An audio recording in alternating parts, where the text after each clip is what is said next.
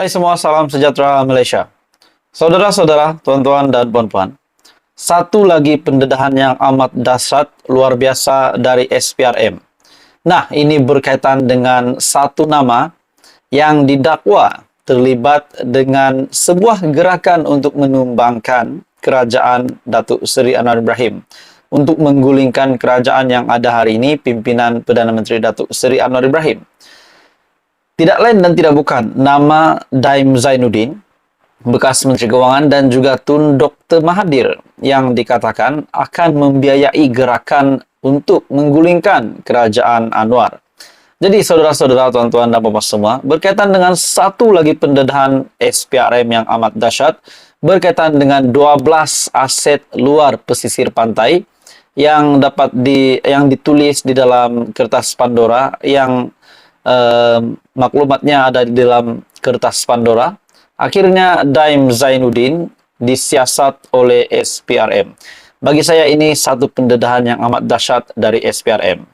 Dalam sebuah artikel dari sengatdaily.com, isu 12 aset luar pesisir didedah kertas Pandora.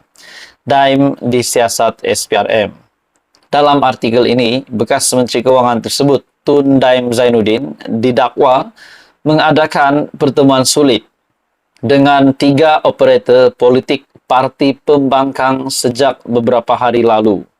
Rakan lama dan sekutu Tun Dr. Mahathir Mohamad itu didakwa membuat perancangan untuk menggugat kerajaan perpaduan pimpinan Datuk Seri Anwar Ibrahim. Nah, saudara-saudara, setelah terdapat desas-desus ataupun kabar angin bahwa ada gerakan yang dimulakan untuk menumbangkan kerajaan, menggulingkan Datuk Seri Anwar Ibrahim, dan gerakan ini kononnya dibiayai oleh Dr. Mahathir dan Daim Zainuddin. Dan objektif mereka juga adalah untuk menaikkan semula Mahyadin menjadi Perdana Menteri, sekaligus 10 ahli parlimen Barisan Nasional yang akan turut serta di dalam gerakan ini dengan meletakkan jawatan bagi memberi laluan kepada pilihan raya kecil. Dalam artikel ini, perancangan tersebut dikatakan bagi mengelak pendakwaan terhadap salah laku membabitkan jutaan ringgit wang negara yang dihadapi oleh pihak tertentu sekarang. Sebelum ini, Suruhanjaya Pencegahan Rasuah Malaysia SPRM dilapor sedang menyiasat kekayaan di luar negara milik Daim dan keluarganya seperti didedahkan kertas Pandora. Nah, tuan-tuan dan puan semua, dalam artikel ini yang panas, yang saya tertarik, yang mengejutkan, di mana disebut nama anak bekas Perdana Menteri. Namun kita tidak tahu anak bekas Perdana Menteri itu siapa.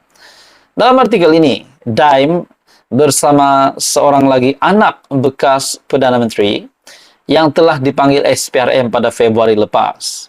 Putusan Malaysia melaporkan bekas menteri itu telah diminta menjelaskan aliran wang dan pelaburan ke dalam 12 syarikat luar pesisir yang berdaftar atas namanya dan ahli keluarganya di luar negara. Penyiasat juga dilaporkan sedang menyiasat sama ada dana itu datang daripada projek kerajaan atau tidak. Laporan itu tidak menyebut nama Daim Zainuddin, sebaliknya merujuk kepada bekas Menteri Keuangan berusia 84 tahun. Mereka juga tidak menamakan orang lain yang disoal siasat oleh pihak berkuasa.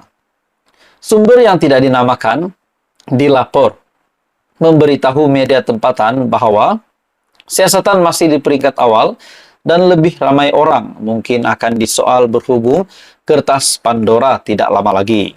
Aliran wang kepada pelaburan asing dan kemudian penemuan laporan kertas Pandora sedang dikaji dengan teliti dan siasatan sedang dijalankan. Individu yang dipanggil untuk disoal siasat tidak akan dinamakan seperti amalan biasa berhubung orang yang belum didakwa di mahkamah. Jadi bagi saya, saudara-saudara, ini pasti satu kejutan kepada Daim Zainuddin, di mana sebelum ini beliau dan Mahathir yang didakwa akan membiayai, kononnya ada gerakan untuk menumbangkan, menggulingkan Datuk Seri Anwar Ibrahim. Jadi akhirnya, saudara-saudara, SPRM umum kejutan di mana isu 12 aset luar pesisir didedah kertas Pandora, Daim Zainuddin disiasat oleh SPRM. Apa komen Anda? Teruskan bersama di dalam channel ini. Info padu, info hangat disediakan di dalam channel ini. Jangan lupa tekan butang like, share, dan subscribe. Halo semua, salam sejahtera Malaysia. Info padu, info hangat disediakan di dalam channel ini. Selamat datang tuan-tuan dan bapak semua. Hari ini, tuan-tuan dan bapak semua, kita digemparkan dengan sebuah kenyataan dari Parti Amanah, parti yang bersama di dalam kerajaan hari ini, parti yang bersama-sama di dalam Pakatan Harapan. Saudara-saudara, kita digemparkan juga sebelum ini dengan sebuah, kononnya ada satu gerakan ataupun kabar angin lah, satu gerakan untuk menggulingkan kerajaan Datuk Seri Anwar Ibrahim. Hari ini pula tuan-tuan dan bapak semua, Amanah, Parti Amanah tiba-tiba membuat sebuah keputusan yang amat dahsyat mengejutkan.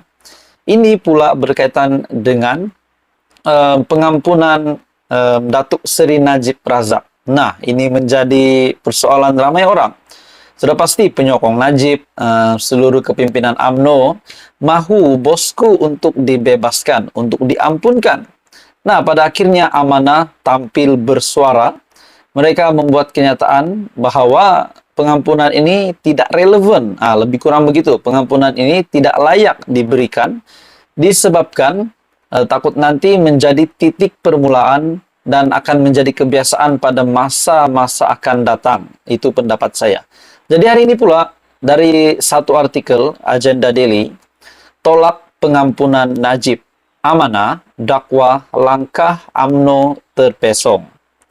Parti Amanah merayu kepada Yang di-Pertuan Agong dan Lembaga Pengampunan agar menolak permohonan Datuk Seri Najib Razak untuk diampun dan dibebaskan dari penjara. Sudah pasti ini menjadi satu lagi isu yang bagi saya pasti mengejutkan di dalam kerajaan, disebabkan UMNO pun kerajaan, Amanah pun kerajaan juga, disebabkan Barisan Nasional dan PH yang bergabung hari ini sebagai kerajaan perpaduan.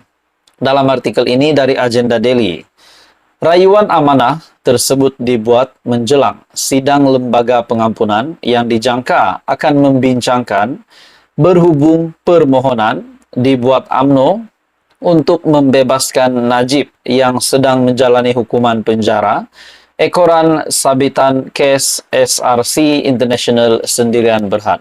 Jadi, adakah ini keputusan Amanah ini akan menjejaskan hubungan di antara PH dan BN dan akan membawa kepada keputusan yang pasti mungkin luar jangka kita. Mungkin Amanah tidak setuju lagi dengan kerajaan hari ini. Namun bagi saya setakat ini apa yang saya dapat teliti di sini, Amanah hanya membangkang tentang isu pengampunan Najib. Dalam kenyataan yang dikeluarkan pengarah komunikasi Amanah, Khalid Abdul Samad, parti itu berpendirian hanya dengan cara itu sahaja nama baik negara dan komitmen untuk memerangi rasuah dan penyalahgunaan kuasa dapat dijaga. Ini adalah berhubung dengan permohonan dibuat UMNO untuk membebaskan Najib yang sedang menjalani hukuman penjara ekoran kes SRC International Sendirian Berhad.